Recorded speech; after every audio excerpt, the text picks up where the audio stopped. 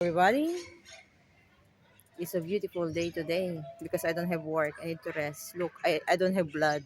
My list is no blood. In my eyes, no blood. I will die. Okay, anyway, let's enjoy our life for the day giving us stress. And what I observe here in Israel is now is winter time. But during winter time, the springtime happened. We will not wait March, April, or May to experience the springtime. Now, winter time here in Beersheba, the springtime is happen. Before I show that to you, please click like, subscribe, and click the notification bell so that you will saw and know what will happen to us here in Israel. Something I bothered my eyes. A tree look like barn, but I don't know why it look like barn. No one barn it, but look like barn. I don't know. Okay, let's focus to the springtime. I will show it to you. The grass become green and it is sprouted. Beautiful green grasses and plants. I will show it to you. This one. In other country, it will happen only every March, April, May. But here in Israel, it's really magic. It's really the God. God is really here. You know why? Winter time, you will see only the snow or some plants are died. But it look like spinach. I want to eat.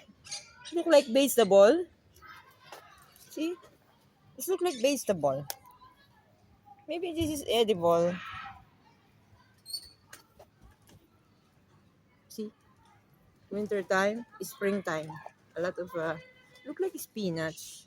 I think this is spinach. Yeah, I think this is spinach.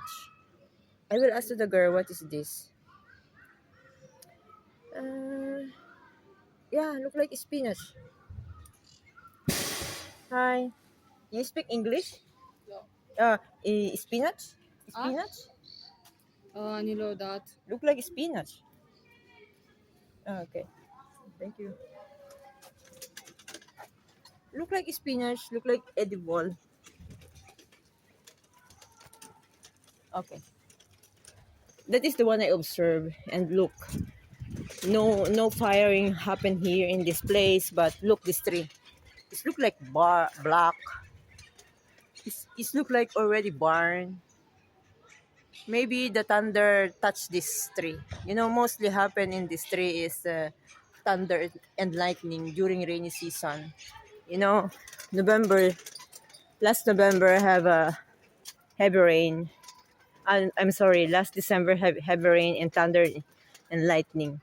So, my uncle died because he is burned by the lightning after thunder. So this was happened to the tree. You know, that tree is not already dead. It's belong to the heaven. All the dried branches is belong to the heaven. Like this. This tree is dried. Wow, beautiful flower. See? I will show to you. But there's a lot of clay. I need to go there. Oh, beautiful flower. Pinkish. Pink flower. It's springtime, wintertime, springtime happen here in Israel. That is a miracle and magic of Israel. You know why? Why I love Israel? Because of this is I saw some different beautiful nature here. Okay, peace Israel. And also I like Israel because look, the dove here is very kind. Hi dove. Oh, see? They did not hurt the animal. They did not hurt the what do you call. Oh, see? This is springtime, the flower bloom. You will not wait the March to see experience the flower. In Gilboa, Mount Gilboa experience, there is a beautiful springtime, but we have a lot of work. We want to experience again the winter time there, the snow, but we have a lot of work, lack of worker. Uh,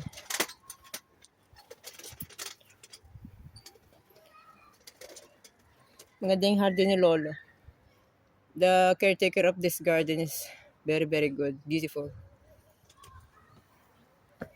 Meron doon na daisy. Yung parang sa halaman ng nanay ko. Santan. Santan din siya. Kulay pink. Ayan o.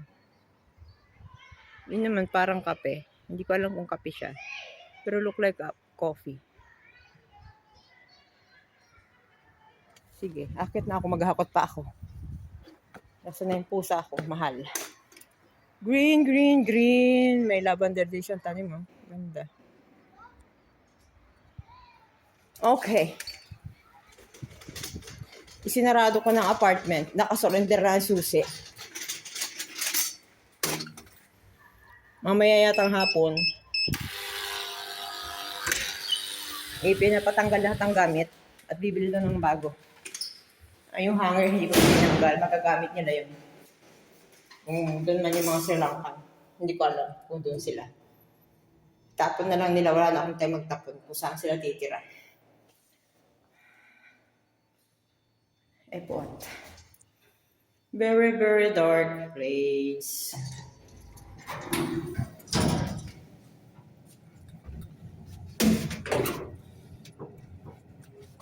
Malungkot din mag-isa.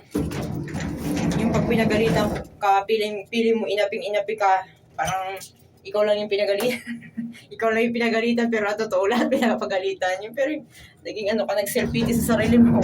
Kaban halos umiyak na ako sa dami ng ginagawa namin.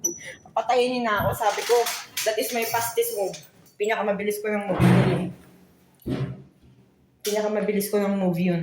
Kung hahanapin pa nilang pinakamabilis, mamamatay na ako. Umabot sila ng pinakamabilis sa worker. Ayan. Giselle, shout out sa iyo ha. Sinabi ko na ito'y aking gamit. Para huwag nilang pakialaman. Kukunin ko to, tsaka yung halaman. Dadalhin ko sa hotel. Bibili ako ng ano niya. Pero ito, dapat maasikaso na niya. Baka may mga alam eh. Ay, buhay naman. Okay. Nito babay na. Sinabi ko sa aming HR na magpapakargo ako. Ipacheck ko na lang sa kanila yung laman na ipinakargo ko. Kasi para mabawasan yung gamit ko sa hotel. May naiwan ditong flower base ang kasama ko. Akin na lang to. Hindi ko sa table. Mabigat. What to? Ay. Oh, what's that? What's that? Back. Pinuha ko yung map. Sayang yung map. Magagamit ko pa ito.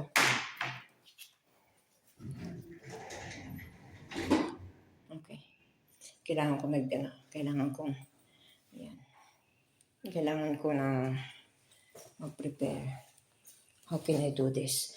Babalikan ko na lang. After ko mahatid, babalikan ko yung halaman. Pero ang bala ko, ilalagay ko sa plastic na yung mga lupa. Ilagay ko sa agala. Bubunutin ko yung halaman at i-replace ko ng bago para hindi ako maraming daladalang pasok. Run out. Ba dito? Kailangan mong pindutin para may liwanag. Okay, bye-bye. Thank you for watching. Here, our life here in Israel. Peace be with you. Patuloy nating ipagdasal ang Israel. Kasi nandito yung throne of God. Siyempre, the more na naghahangad silang mawasak ang Israel, the more nagumugulo ang mundo. Because God sent them trouble. Nasa scripture yan. Kaya, minsan, nai-stress kami, nahi-hate kami, pero dahil sa trabaho, hindi dahil sa Israel yun. Malaki rin na itulong ng Israel sa amin. Yun. Shoutout sa lahat ng mga hotel workers sa Israel. Good luck. Lalo na dun sa mga kasama kong lumipat na. And masaya rin ako sa kanila. Yung bilang supervisor nila, nakikita ko yung pagod nila, hirap. Yung mahanap nila yung peace nilang trabaho. Find the peace. And, hindi rin ako napipi sa trabaho. Pero iba kasi ako minsan, gusto ko nang umalis. Pero hindi ko alam kung bakit napipigilan pa yung aking pag-alis. Maaaring pwedeng tapusin ko na lang ito or I will find a sign. But I promise to God na before I come here in Israel that I will love my work. If I have work in Israel, I want to love my work. Pero dumadating ang time na yung pagod na tayo, hirap na tayo. Gusto na natin mag-resign, gusto na umalis. Pero totoo talaga yun. Totoo talaga yun. Marami naman po magagandang hotel. And I'm happy for them. Good luck sa kanila. Bye-bye. Ma.